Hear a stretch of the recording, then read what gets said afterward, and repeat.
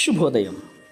Global బెథేనియా Calvary ministry తరపున ఈ పునరుద్ధానిక దినంలో మరొకసారి మీ అందరితో కూడా కలుసుకుని దేవుని యొక్క పరిశుద్ధమైన మాటలు ధ్యానించడానికి దేవుడు నాకు ఇచ్చిన మధురమైన అవకాశాన్ని బట్టి దేవునికి ప్రత్యేకమైన వందనాలు తెలియజేస్తున్నాను. ఈరోజు కూడా పరిశుద్ధమైన వేద గ్రంథంలో నుండి మరొక చక్కటి మాటను చదువుకుందాం. హెబ్రీయులకు రాసిన పత్రిక 4వ అధ్యాయము 15వ వచనం నేను చదువుతున్నాను, దయచేసి గమనించండి. హెబ్రీయులకు రాసిన పత్రిక 4వ అధ్యాయము 15వ వచనము. మన ప్రధాన యాజకుడు మన బలహీనతల యందు మనతో సహానుభావము లేనివాడు కాడు, కానీ సమస్త విషయములలో మన వలనే శోధింపబడినను ఆయన పాపము లేనివాడుగా ఉండెను. దేవునికి స్తోత్రం కలుగునుగాక. అవును ప్రియమైనటువంటి సహోదర సహోదరులారా, మన ప్రభు అయినటు యేసుక్రీస్తుని గురించి ఈ లేఖనం చాలా అత్యంత ఆసక్తికరమైన విషయాన్ని మన ముందుంచుతోంది. ఏంటి అంటే, యేసు ప్రభువారు ఈ లోకంలో శరీరధారిగా ఉన్నటువంటి రోజుల్లో ఆయన పరిశుద్ధుడిగా పాపం లేనివాడుగా బ్రతికాడన్న సంగతి మనకందరికీ తెలిసిందే.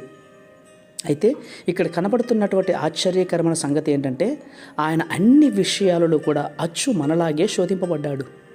శోధించబడడం అంటే ఏంటి? దేవుడు వద్దని ఆజ్ఞాపించిన చెడు కార్యక్రమాలు ఎన్నో ఉన్నాయి కదా, అవి చేయమని సాతానుడు మనలో బలమైనటువంటి ప్రేరేపణ కలిగిస్తున్నాడో ఆ శోధన యేసుక్రీస్తు వారు కూడా అనుభవించారు. ఆ మాటను మీరు ఎప్పుడైనా ఆలోచించారండి?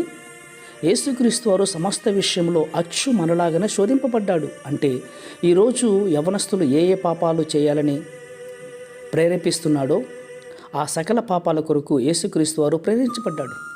ఆ రోజు యవనస్తుడైన యేసుక్రీస్తు వారు అనుభవించినటువంటి శోధన ఏది కూడా ఈరోజు యవనస్తులకు రావటం లేదు.